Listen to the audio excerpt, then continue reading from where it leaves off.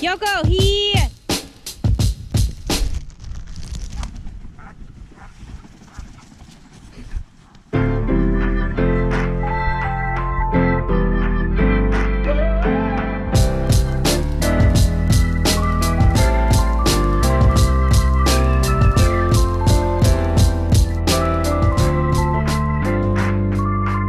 Welcome back to the Now What Podcast. I am your host, Arian Foster. My sincerest apologies for all the inconsistency, man. But life gets in the way. Hopefully, my real ones can understand. But I promise to have some great content for you guys. I appreciate all the love and support. We're going to continue rocking with the Now What Podcast, whose sponsor host is Smarty Pants Vitamins. If you don't have some, get some. Anybody that's a fan of the show knows of these beautiful gummies that can help you revitalize your life and your health. And I have a special guest in the building. This is fan episode number 2. And what we like to do at the Now What Podcast is every now and then invite a fan on who's a fan of the pod or myself, and just chop it up with a human being that likes another human being for an hour or so, man. So we sent out the tweet and we picked Carlos Calderon. Exactly. Did I roll my R correctly? Calderon. Calderon. Yes. Yeah, I got it in me a little bit, man. Mom's is I know, right? Mom's is Mexicana. So I know. So yeah, man. Welcome. Thank you. I Thank you very much out. for inviting me. I'm really honored. No, for sure, man. For sure. I know you. We was chopping up a little bit earlier before we started recording, man. So the reason why I picked you have a very interesting story, man. And I appreciate you laying it out for me, man. You're originally from Mexico City. Mexico City, born and raised. Born and raised in Mexico City, and you were there until you were 19 years old. No, I was in Mexico City until 17 when I went to college. Okay. College was in Querétaro City, which is like a couple hours north of Mexico City. Right. So I was there until I was 19, and then I went back to Mexico. I did a lot of crazy things. We all do. Yeah, I started working, but then I got a job at Princess Cruises. So I worked for Princess Cruises for 3 years. What is Princess Cruises? It's a passenger cruise line, okay. Like Carnival. Got you. Okay. So I worked for them for 3 years. Mm-hmm. My only thing I wanted to do is travel. Mm. So they'll send you to a passenger ship somewhere where they need you. And then your contract is around 9-10 months maybe. Mm. It changes now. I think it's different now. But at that time, it was 9-10 months. And then they will send you back. And then they will call you again in a couple of months. And if you want to go there again. Right. So my goal was to do all their cruises. Right. So that way I had a chance to travel all around. Okay. You work like 12 hours, every 12, 14 hours every single day. There's no days off. There's no birthdays. There's no sickness. Because if you're sick, you can't do it. They send you back. Really? Oh, yeah, because they need somebody there. Because every week or every whatever, they have passengers. Right. And they need to be catered like every day. They don't give a shit. So if you're there, like you can't come to work today, well, here's your ticket. I need somebody else, and they send somebody else. Yeah. Man, that's worse than NFL. Right? Man. So you grew up in Mexico City, and I have a lot of questions about that. Of course. Because, you don't meet a lot of people from the land of Mexico, right? You just meet, like, descendants. Like, I'm just a descendant. My mother's Mexican. I went to Mexico City probably last year. No, about a year and a half ago. And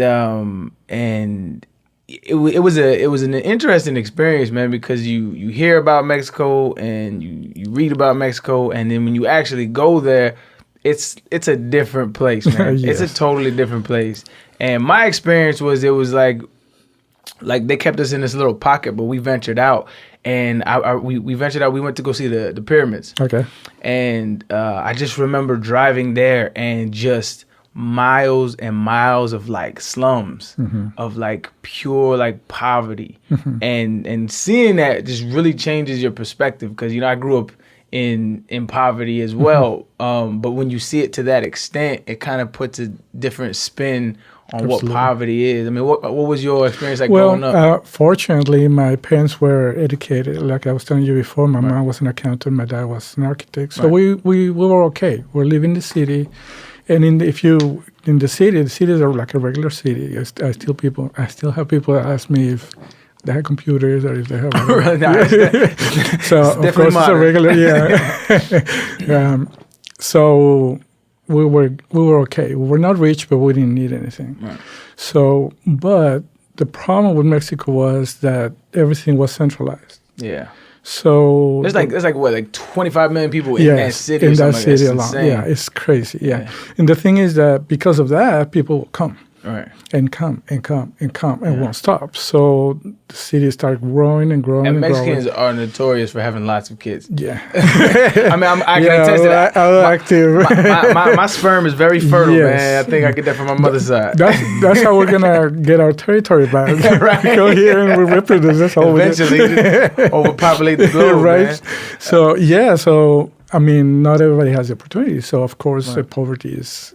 Especially outside in large scales. It's like you said, going out, you see all that, and it's people everywhere. What is crazy. What is the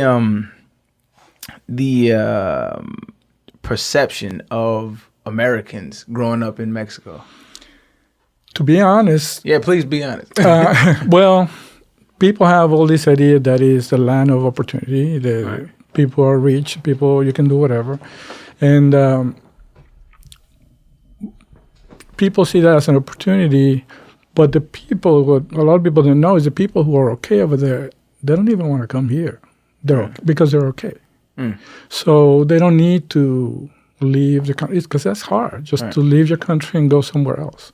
So the people who looking for that is people who has no opportunities or anything. And it's so many, people everywhere. So their only chance is to go somewhere. Even it's obviously we're neighbors, so it's easier to come this way. So the people that do immigrate from Mexico to America, what exactly are they trying to escape? Well, because in order to take the chances of immigrating, you're risking your life. Because I remember I used to live in San Diego, and like you hear stories about people who cross over and they die of hydration because like they're really like literally risking their lives to come with. They have hydration. The drug war, they get caught in the drug war is real big. And like there used to be signs of like immigrant crossing signs, and that's not being disrespectful if I say immigrant, right? Okay, I don't want to be disrespectful. No. But like there used to be signs of like immigrant crossing signs, of like they showed like or like caution signs, like people will be crossing. Because San Diego's right by the border. And just understanding that notion of I'm willing to risk my life to come here. Like, what exactly are they? The most of them are my experience is I was part of the missionary group also growing up, and I will go to the South Mexico where they are so poor that they don't have. I mean, they don't even have the little towns. They don't have streets. They don't have doors. They don't have shoes. They have like super poor. So they don't have any other options. So they need to feed the families. Right. So they hear that if you go to the other side, you can, because a lot of people did for a long time without. It was not as hard as it is now. Right. At that point, so a lot of people did, and I met a lot of families there that the father or the older brother, they were not there, but they were okay because they will send money. Right. Because $1 over there is like a lot of money. Right. No, for sure. So they that's something good for them. Right. Now they have families over there, so now they want to bring their family too. Right. And then the cousins and nephews and they hear that they're doing good, so they want to come too. Right. So the majority, I would say, is because of money. Right. But of course, there's a lot of different situations. Central Americans are being in a war, so they escaping terrorism and gangs and different situations. Is it as bad? Because I mean, I've never really actually dove into the immigration situation in America. But is it as, because like if you listen to the rhetoric from like the right wing and the left wing. It makes the right wing like kind of makes it seem like people are just pouring in this country and there's like thousands and thousands of people. Is it that strenuous? No, I don't think so. What I've read and what I've seen, Actually, it declined a lot. Yeah. A lot. Because the economy, like, for example, when I came here, I came because I couldn't find a job. The economy was so bad. Right. You will see engineers, doctors working as a waiters because there was nothing. Right. So that was my reason to come here. Fortunately, I was able to do it legally. Right. But now the economy, although it's not perfect or anything, but it compare is better. Right. So people have a little bit more opportunity. So and then obviously, United States makes it harder to come here. So things are have gone down. Right. So I don't think it's like that at all. Right. Now, I think from Central America has increased because of the situation. Right. So it's more like people now from Central America, they are asking for asylum than the other, the people from Mexico, they are looking for a better life. Right. So it is not, but it's something that is going to continue for a long time. I mean, I don't see it like I follow a lot of like right wing, like extremely right wing people, and like there's this one guy named Paul Joseph Watson, and this was like probably like a year ago when we got in this little tweet thing because I just was unaware of the rhetoric, and he said something like the left wing wants open borders, and I was thinking like. Open borders, like you wouldn't want open borders, like no, like ideologically, like in a utopia, would you not want everybody to live together and be peaceful together? Like, of course, I would, but I guess the fear is that, and I don't. I think it's a little bit unwarranted. Is the fear is like if you just have open borders, then it's just gonna be a free for all anarchy and I feel like there's probably ways to regulate it, but I think the end game is that to have open borders, to have a peaceful world. Like I think that's the end game. But people fear what they don't understand. Of course, it's ignorance. Yes, of course. And I don't think everybody wants open borders. Right. Just something fair. Yeah, I mean, I'm not even an advocate for that, but I'm talking about like the end game. Like, like that would be like year 3000. Like, there's a world where we don't have to worry about that shit. Yeah, of course. But I mean, there's a lot of the reason I'm saying it's not gonna change is because people here need the people who come because they can give you whatever they want for your labor. Yeah. If you can work all day and they can say, well, I'm not going to give you anything, I'll kick, which happens. But then you're making the economy grow. Right. I actually saw this. What I mean? I saw this special that there were some farmers in southern Texas, and they were saying because like that's some more rhetoric. It was like, oh, they're taking all our jobs. Like, fuck out of here. They're doing the jobs that nobody's going to do. And not only do they do them, they do them better, right? So the workers, the farmers were like, I think they deported a lot of their workers, right? And the farmers were like, okay, we'll get. And now they don't have anybody to work. Well, not only they do, but they said the American workers they're whiny. He said they're way more lazy. They do not get the job done as fast or as well. Yes, and they want benefits. They want all this stuff. So I'm like, this is not like an issue that is like black and white, but I think it's one of those things where. You're not gonna do the shit that these people are doing or willing to do. I mean, I'll be 100%. I'm not willing to do that shit. I think that's one of the main reasons why I'm like there's plenty of opportunity here in America, and I know this immigration thing goes super deep. Do you have any like family who has had trouble immigrating or? No, actually, the thing is, I'm the only one here. Nobody wanted to come here. Oh, really? Yeah, they all have their jobs, their things. They're fine. You're chilling. Yeah, but think about this. I'm from Mexico, right? I have a family and I have 6 kids. There's absolutely nothing I can do to provide for them. Right. So I'm gonna risk my life to go over there. I ended up passing after all. That's another whole topic. I had to pass and all that stuff. But I will get a job. It was super hard, but I will get I don't know. $2 an hour, whatever. Right. I'm just saying a number. Yeah, right. Whatever I get, that will feed my family. Yeah. Regardless. Yeah. So I would do it. Yeah. You know what I mean? I will. For sure. Yeah. So to me, it's like it's just hypocrisy. Everybody, because if you really want to get rid of them, Go to Home Depot. There's a bunch of people over there asking for jobs. Yeah, for sure. And why nobody comes and get them? Because they need them. Yeah. So I need to have cheap labor and do no benefits, whatever. But I don't want you here. Right. So, you know. I mean, it makes sense 100%. Do you feel the friction right now with like the heightened political environment in our country, being a man from Mexico, kind of like the Republican rhetoric, like what does that feel? Because like I know like when like Black Lives Matter is in the news and things like that, like I feel a certain way about that just because I'm tied to that, like culturally. I'm not really. I mean, I know I'm Mexican from my mother's side, but I've never really identified. But they'll see you more. Yeah, I never really identified as a Mexican man. But I know when like Black Lives Matter, like it's an issue that I pay attention to and like I research on because it affects me directly. Okay. Like, is it the same with you? Like when you see this? Yeah, well, the same situation. I have not. Thank God, I have not encountered a situation where I have to, defend myself or talk to. But I've seen it. I've seen it in many places.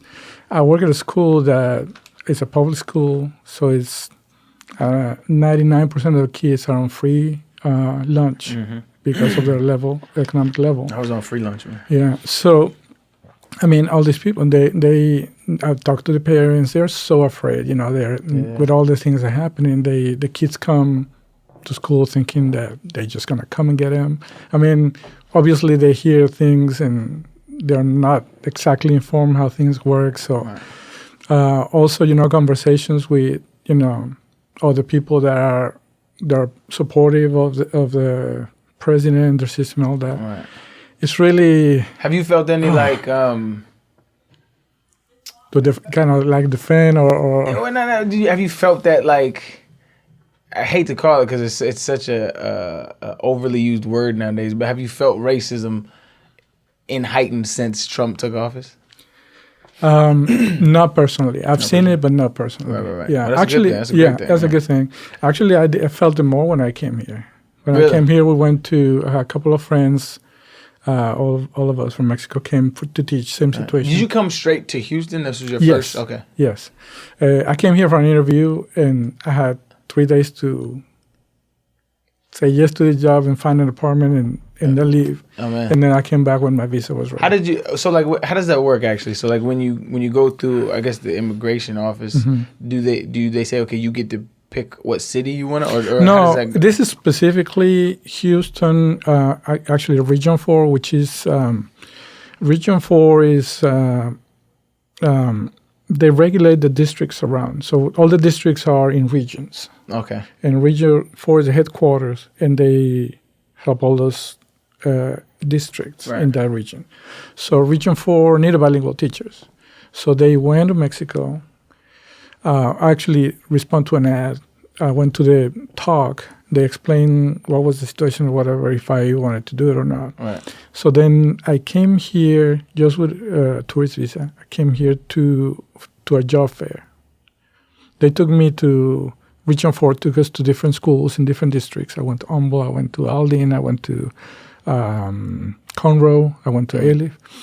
And then we'll attend a job fair where all the districts will come. And it was up to you if they will offer you or not jobs. Well, that's an extreme plus, though, like being a bilingual teacher. Huh? So then if you're accepted, then you're in. They will sponsor and they will work with your with immigration for your visa. And they'll give you all the paperwork you need. You go to the embassy and they'll approve whatever, and they'll give you the H-1B visa. How long did your process take? How long did that?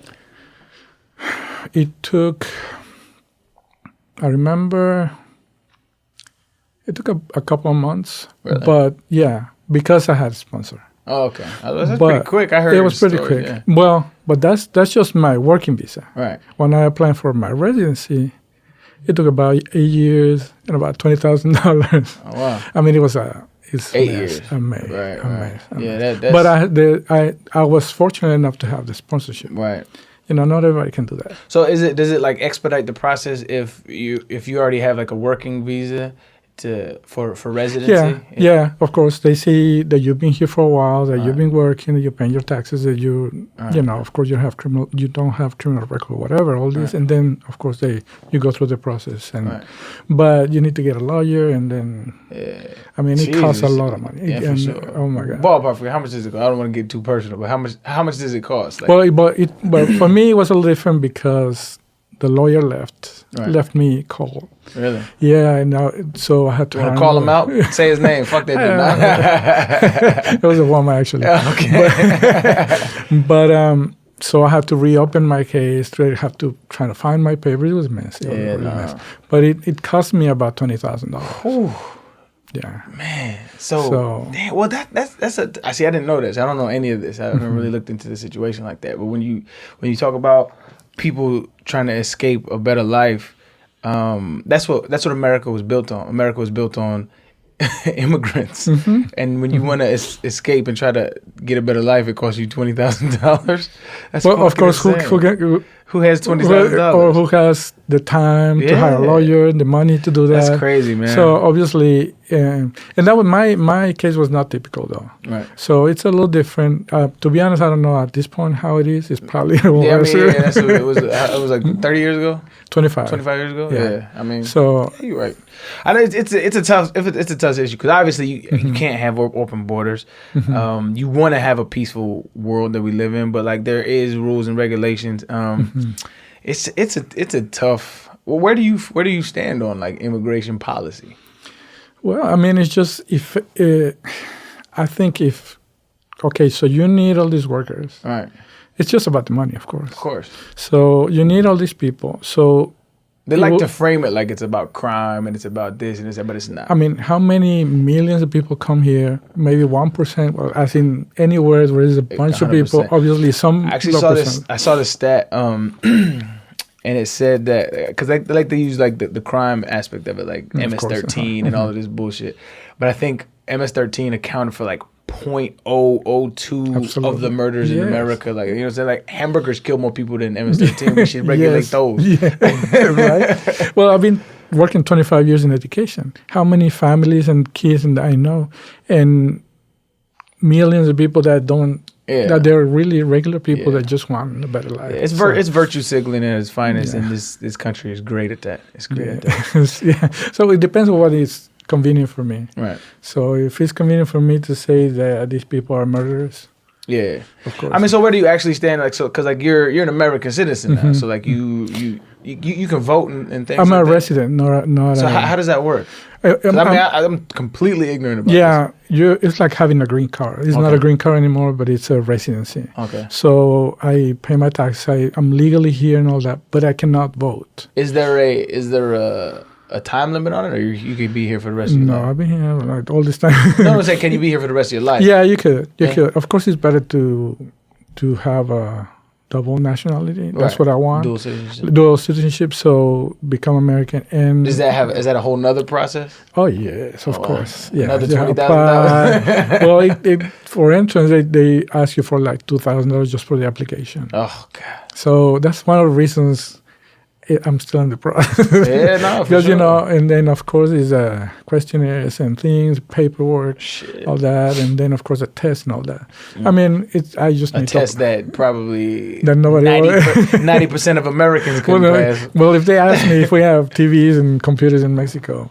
Oh wow! That the test it? No. If people, they don't be able to. I was like, Jesus Christ! No.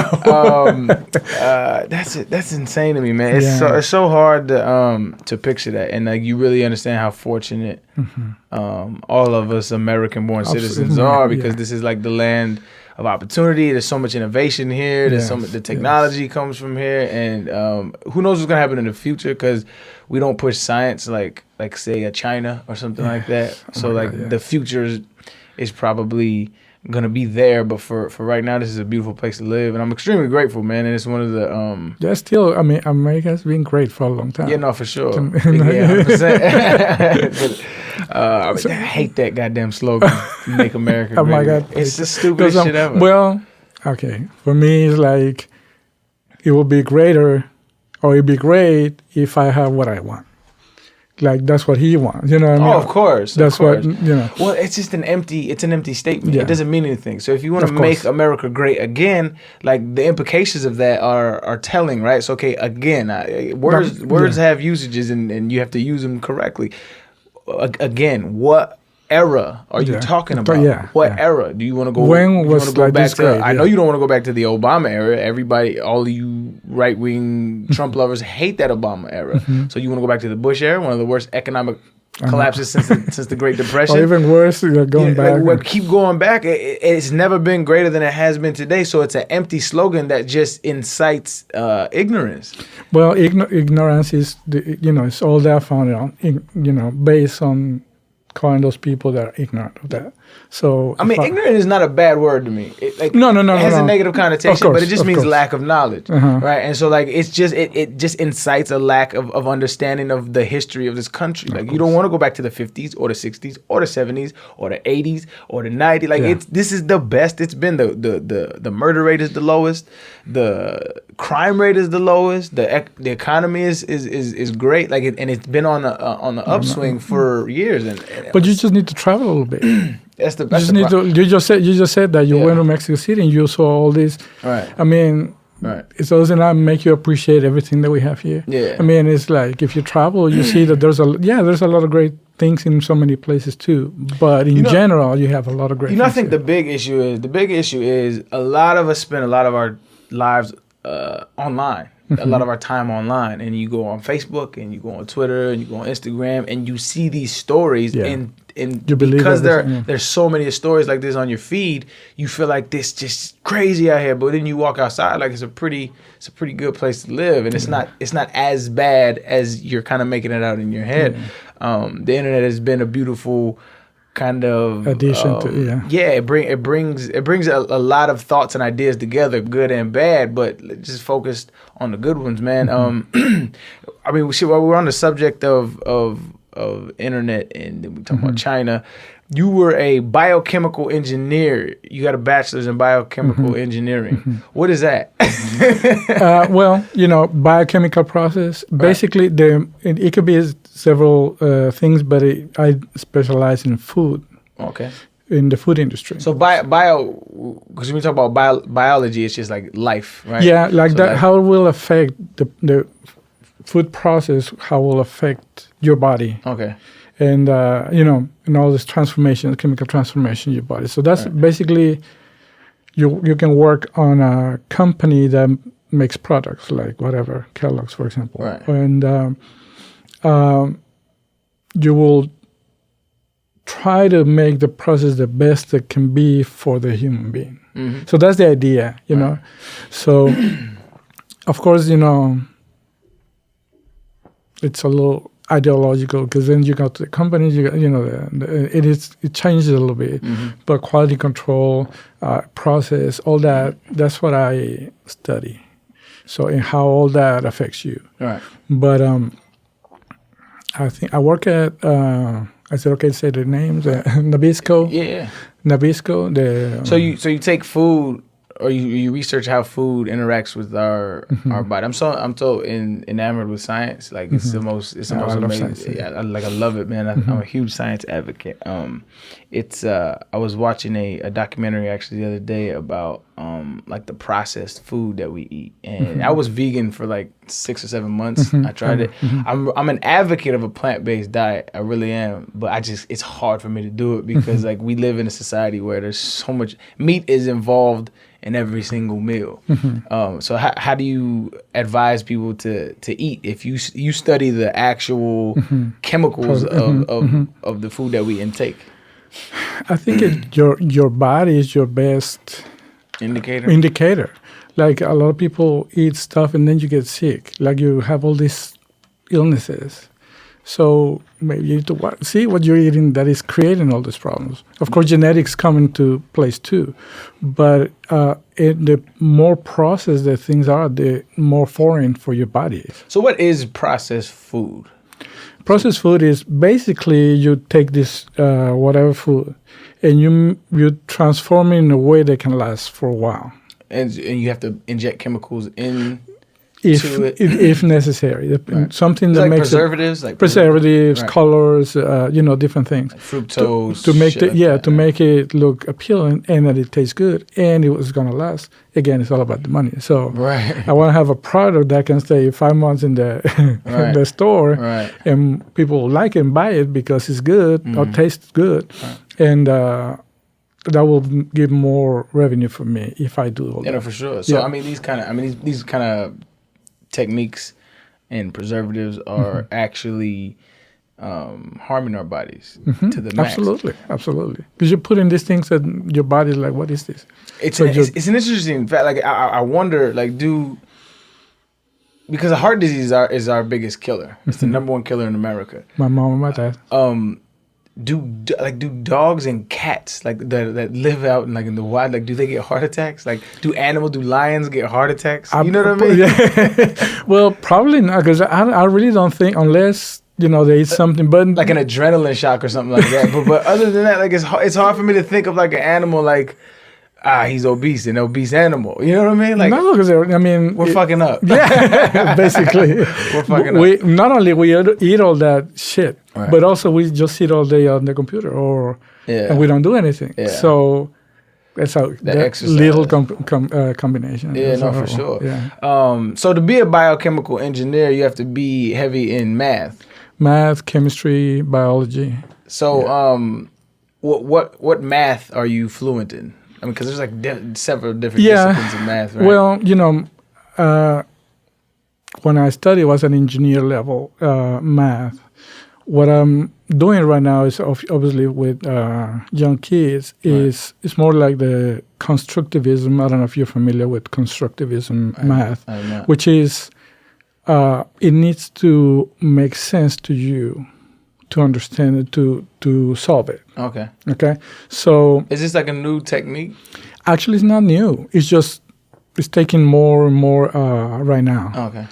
The reason is because there's some techniques that were created, for example, in Singapore, and they became the number one in math in the whole world. Like, they do these competitions and tests and all that, and they are number one. So a lot of people are adopting. There's a lot of places in the United States that are adopting the Singapore method, which is basically making sense. Like, the traditional way is like 5 + 5 is 10. And you memorize it as you do it, and you learn it. So you ended up memorizing all these things that the next day you don't remember anything. Right. So by the time you get to algebra or something more complicated, you need more application. People hate it because they don't understand anything. They don't know anything. Right. So the whole idea is that I'm going to give you a problem, and you in collaboration with other kids, or you yourself, try to solve it the way you can. I'm going to give you tools, and you try to solve it. So I can give you just a quick example. It's kind of what IQ is based off, right? Just problem-solving skills. Well, but if you start from the beginning, then they learn how to utilize the tools that they understand, and they make sense to them to solve. Oh, yeah. So let's say I'm giving you 9 + 5. So it's not like you're not teaching them this is how to do it. You're saying these are the tools to do it, and I figured out yourself. Figure it out. That's really dope. Yeah, because like science too. So that's the idea. So I'm giving you 9 to 5. What is it called again? It's constructivism is the idea of the ideology of making sense of it. Right. I've never heard of that before. Yeah. That's awesome. So I like it's like a style of that's what I believe in, constructivism. No, for sure. Right. So if I give you 9 to 5, you might solve it maybe from the 5 you take 1 and put it to make it 10 and 4, so it's 14 easily. Right. Somebody else might say it's 5 and 5, and then I have 4 left. So it's different ways to think about it. Right. And you ask the kids to present whatever they thought. Right. And if I didn't understand, I have no clue how to do this. I look at all these ways, and I can say, "Oh my, I understand this way." I understand that way. Wow. So now it's not really what the teacher told me to do that I don't have a clue what he's talking about. No, I know. Oh, okay. So now I can apply this to this one because I can do that way. I love that, and the reason why I love that is I was I'm learning how to I'm learning how to play the guitar right now. And I'm watching videos online. I'm taking I have a tutor, all of this stuff, And that's the one thing I hear like virtuosos that play guitar do. That's the one thing that they say is they say they're gonna teach you how to do it. Figure out the best way for you. Mm-hmm. Like I heard Tiger Woods say that too. Mm-hmm. He was talking about when he was swinging. He was swinging on a on a driving range, and he has one of those talks on there, and they say like what. They're just asking him about a swing, yada yada yada, and he's like, just do what's comfortable to you. Mm-hmm. And like everybody has a different swing, everybody has a different like do what is the most. Not because I do it, you do it, yeah. Because you might be a bit different. Of course, but absolutely. Like it's the effectiveness. Because if we all put all these young kids in a box and say this is the only way how to do it, we'll never reach our potential as human beings. And I mean, all of our great ones, all of our Einstein, Newton. George Washington Carver, all of these great scientists figured out a way to do it that how they work for they them. wanted Absolutely. to. And then there's a whole different discipline that they created. You know what I mean? Like Newton, because they it made sense for them. Yeah, like Newton created calculus. Yeah, that shit is fucking crazy. Man. Like, he just out of the blue. Yeah, so that's the idea, you know, and you give them the tools and they figure it out, and that it's hard because. What age groups do you teach? Well, I taught fourth grade, which is about 9 years old, fourth grade for 10 years, and I did a little bit of third and fifth. But right now, since I'm a math specialist, I work with the teachers. Teachers from third to fifth grade in my school. There's another specialist, a coach from pre-K to third grade. Right. So I do to second grade. I'm third, fourth, and fifth. Right. So what I do is I work with the teachers to help them teach that way. Okay, I help them plan. I model lessons for them. Right. I observe them and give them feedback. Right. Basically helping with the program. Now, are you in like predominantly Mexican neighborhoods and like bilingual? This specific school is a lot of refugees from Burma. From what? Burma. Okay. Asian kids. Oh. So. A lot of our kids are refugees, or ESL kids. Oh, wow. And I think my school is one of the highest % of ESL kids, which is really hard because if you don't speak a lick of English, you can be good with the math operation. Is a universal language, eh? Well, the numbers, yeah. But when they give you a problem, and a lot of tests are problem solving. Right. I mean, if I understand the story, there's no. So that makes it really difficult. Right, but I mean, that's part of the beauty of my profession. For sure. I mean, have you what have you learned from just working with kids? Because kids to me are assholes, but they'll teach you something every now and then. Like, what is the biggest nugget that you've learned from like kids or just working with them? I mean, kids are so. Impressionable. I mean, I don't know if that's the word, but whatever you do, they'll catch up on that. So the negative and the positive. Right. So as a teacher, you can be the one person who turns that little button on you and make you go further, or the other way around. Right. You can be the one that makes them have low self-esteem or. So it is powerful to be, and a lot of even the teachers sometimes you don't understand that how powerful is that. So to me, their openness and their caring, honest as shit. The honesty, and you see them; they all play together. Yeah. They don't care what race, what language, whatever So they learn that. They learn the. I always wondered that, man. It's interesting. Like if you just place a group of kids on another planet, and will they eventually divide amongst themselves, or will they just grow up cohesively? I think they will grow cohesively if they don't have an influence of anybody. That's what I'm saying, because we've been so influenced through hundreds and thousands of years of just divisiveness and war and rage and even anger. Amongst our own races. 100%. It's not even just about race. It's just about you'll find a way to divide yourself amongst each other, which is sad. I mean, it is what it is. I've made my peace with this piece of shit civilization I live in. But I'm gonna totally switch gears here, man, because there's an aspect of you that I've never really dove into anybody with, right? Because you said you're a gay man. Mm-hmm. I've never my uncle was gay, and I've never really talked to him about being gay. Okay. And I've known plenty of gay people. I'm all for the gayness. It's all good. But how has that experience been for you? And when did you first understand it? Mm-hmm. Well, the best way I can put it to a lot of straight people that ask me that is, it's just exactly like being straight. Like at one point in your life, when you're growing up, you start discovering your body, discovering yourself, and you start liking some things about girls. Right.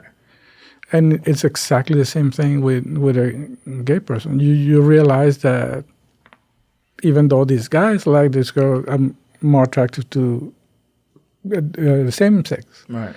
So, but it's a hard pill to swallow. Really? Because it's different. Yeah. It's something different, and you're scared. You don't want to do it because you think about, again, for all the influence of society, it's like you want the wife and the kids and the picket fence and all that. Right. And then you start realizing that I'm not. That's not me. That's not me. I don't want that shit. And then them titties out my face.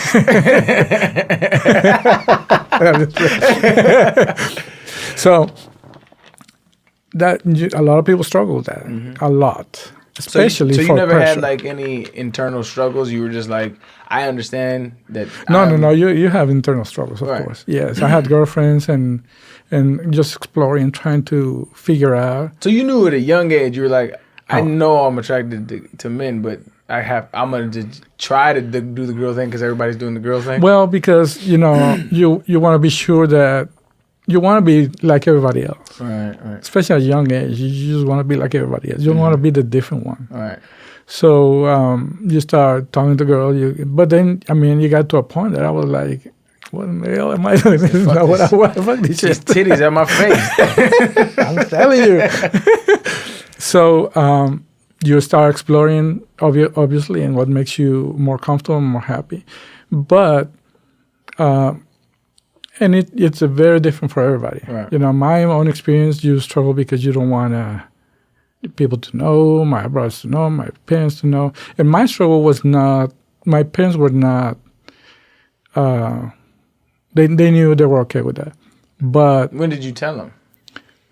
I told my mom when I was in my 30s. Really? Yes. Oh, you waited long. Because my thing is I didn't want to disappoint them more than be scared of them. Right. So. But they had no problem. They were just like, all right. My mom unfortunately, I didn't talk to my dad. Oh, okay. My dad passed away before I talked to him. Oh, okay. But I talked to my mom. I was actually already living here. Okay. And she was like, we knew a long time ago. Oh, they knew? They knew. Oh, man. And the thing is that they felt like it was their fault at one point. At the beginning, they started realizing, and that's exactly what I wanted to avoid. I wanted them to know that that's just the way I am. It has nothing to do with you. Right. But they... God, just that aspect of it, of that having that conversation with your parents. Oh, it's so nerve-wracking. Yeah, it's probably, because it's like...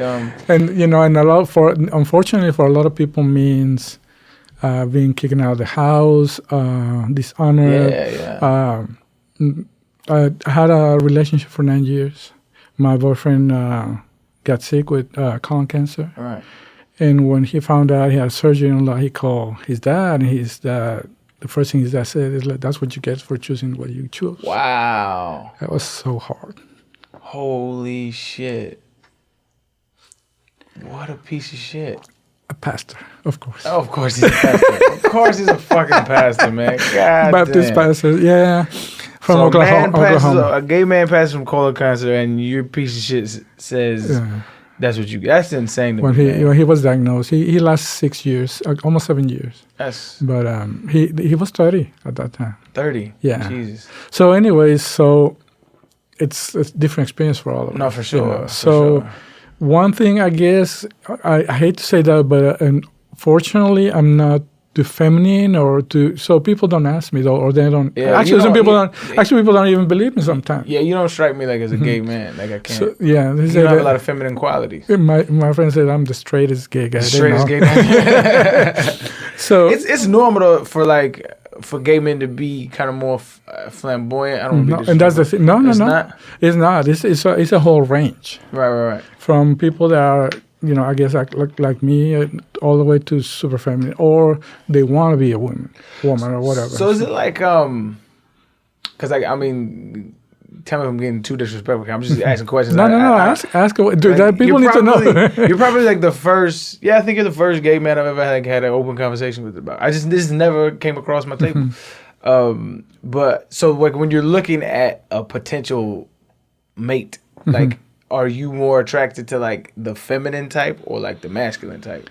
I thought I was attracted to more the masculine type. Right. I'm attracted more to the masculine type. Because that's interesting to me. Because like gay men that like feminine men. But wouldn't you just? You're thinking about roles. You want one masculine, one feminine, and it's not. It doesn't work like that.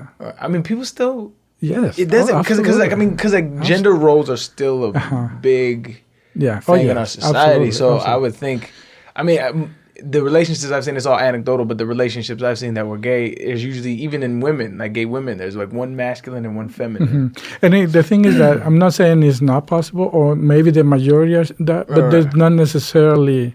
It's not that way. Yeah. Okay. So.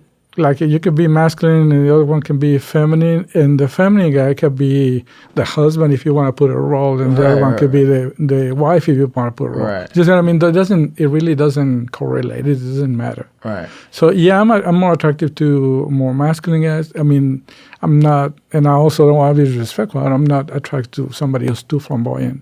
That's not because. I'm attracted to masculinity. Go get some titties if you want some titties. Right? If I wanted that, I'll take the real thing. No, that's for sure. But so it makes it more difficult though, because you don't. Because you don't know. So when you're courting a man, like how do you even break that ice? Because like because I couldn't even imagine like when I'm talking to another female and like we're flirting, I know. That she's interested, but like I have some conversations with dudes where like we joking around, and I can see how it might take the wrong way. Somebody could take it the wrong way. We just joking and clowning, and the dude's like, "Hey man, I'm kind of feeling you," and I'm like, "Nah, I'm cool." But like, so how do you when you're courting somebody? How do you know if somebody's gay or not? Because you don't wear a chain. It's really hard because there's some signals. There's some things like if they're like a fraction of a second more than a straight guy, then you're like, So that's what I mean. So it's there's way. Is there any like underground like known like, hey, if you do this, it's. I mean, we never discussed like in the gay convention. Yeah. We never discussed that. But I mean, there's kind of like social norm, because I've heard of some, but I just never know. Like I've heard of one of like if I don't even know if this is true. This could be total folklore. But like if you in a stall. And like you put your foot underneath the stall, I don't know. I mean, it's possible. I don't. To be honest, I just didn't know if like there's any like if you do this like it's like a sign. For me it's like. Is this at all disrespectful? I'm just absolutely not. And I'm glad you asked that, because a lot of people ask me those things, and because people don't know. Right. But like if I saw somebody and I'm attracted to that person, I want to talk to that person, to that guy, I'll start talking, and you feel it too. Right. So you can be like, oh, no. Yeah. And you learn that. I learned that the hard way. I was growing up, start experimenting with yourself. I started flirting with this guy, and he all of a sudden realized what I was doing. He was a straight guy. And here I was with his friends. They chased me and they beat the shit out of me. Really? Yeah, but I didn't know that. I was younger, so I was trying to figure out things. Right. So you got to be really. That's crazy. Yeah. Oh yeah. Nowadays, I mean, it's better, but I mean, it hasn't gotten better since. It hasn't better, but still, it's got to be hard because the sample size is not that big, right? So like women make up more than half of the population. Yeah. So like as a man, I'm like, all right, I see a woman, I want to court a woman. I understand she more than likely would be interested in my sex, right? But as a man, you're like, you have no clue. Do you have any idea like what kind of the percentage of the population is gay? I don't. I've never seen these statistics. No, I have no idea. But I mean, it's not big. But it's not big, right? And then you got to cut that in half because there's women, right? And then you have there's this sample size of men, and then you got to cut that to preference. So it's like it's probably harder finding yeah. But I mean, there's things that make it easier, like, you know, when there's a lot of concentration of gay people. Obviously, like if you go to a club like this, there's gay clubs and things like that. Pride. This June was Pride Month. Oh, right. So there was a Pride parade Saturday a couple of weeks ago. Really? In Houston? Yeah. And man, you go to the clubs, it's like 1 million people in all the clubs. Right. So there in Montreux, there's several together. So you can just walk from one bar to the next. They're all gay bars. It was like packed of people. Nice. Well, so you know, I mean, at least. Yeah, that's dope. I mean, because I couldn't imagine. Because it used to be, like, I remember when I was, like, young and stupid, like, it was like a sign of a disrespect if a man hit on you. Like, I used to think like that. I mean, I never really like chased anybody or beat them up or anything like. But I used to be like, man, get the fuck out of my face. I used to be aggressive with it. People get mad. Yeah. That was like I was young. I was like a teenager. But I mean, I just didn't know any better. It's just the environment I grew up in. I wasn't a man yet. But I couldn't imagine like you're just enjoying your day, enjoying your night, having a drink, and you see somebody you're attracted to, and you're like, hey, let me shoot my shot. And then you shoot your shot, and they get angry.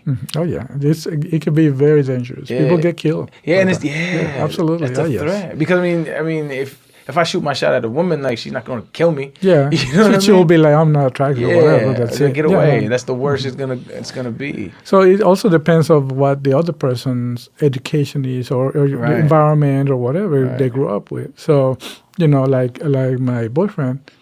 That was not accepted. He was, of course, he was the only son of a preacher, and he was kicked out of the house when he came out. I mean, it was a whole drama because he was gay. Right. So, but he managed to go to college and all that, and so he was. You know, I met him at a barbecue with a common friend of us. It was a guy that he was my friend, but he was from Oklahoma. He is from Oklahoma. So some friends from Oklahoma came to visit. So he invited me to. That's why I met him.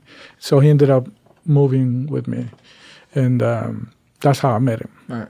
So, and yeah, he was a little on the feminine side. But this is the thing for me is like, I don't want to say never because to me it's more than that. Right. So if you feel a connection, I mean, that's the most important thing. Right. You know. So I want to ask this, and I'm getting too weird on you, but like I was having this conversation with not always, but like I've talked about this with my girl before, right? Because like I look at her and like she's sexy to me, right? Like, and like she says you are too, and I'm like, I don't think men are sexy, and that could just be my preference. So like, do you look at men and think they're sexy? Yeah. Sexy? Oh yeah, that's crazy. Because like men are not sexy to me. Like, well, of course not. It's just like I couldn't imagine. They just do whatever. Yeah. Well, no, of course. Of course, you see guys that are pretty, or the guys that are sexy, or guys that are fine. Well, you know, all those things. Yeah, I mean, it's just it's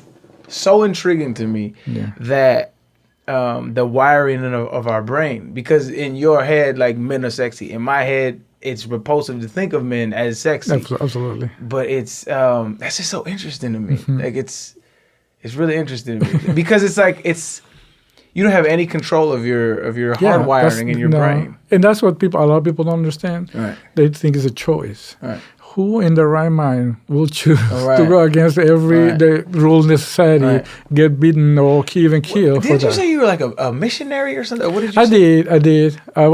How was that conflict? Was it Catholicism or Christianity? Catholic. Catholic. Okay. They're harder on gay people than Christians are. It's hard to balance that. Right. Yes. So you are a Catholic. I'm Catholic, but I grew up Catholic. My parents were not super into Catholicism. Right. I mean, we went to church and my mom prayed. Well, she taught us how to pray and all these things. Right. But we were not like fanatic of church. Right.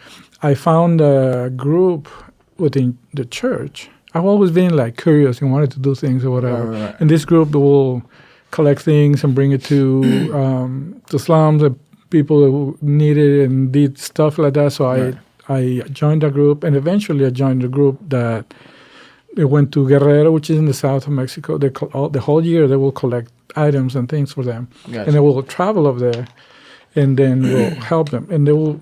The main thing was to be as a missionary, but also because of your profession, you will help them different ways. So doctors will come and veterinarians will come. So besides the church and all that they will have every day, we will meet the people and we'll help them. The doctors will have, help them with their health, and veterinarians help them with their animals, and I will help them. They had a lot of mangoes. They will rotten outside because there's so many. So I taught them how to make, preservative and how to sell them somewhere.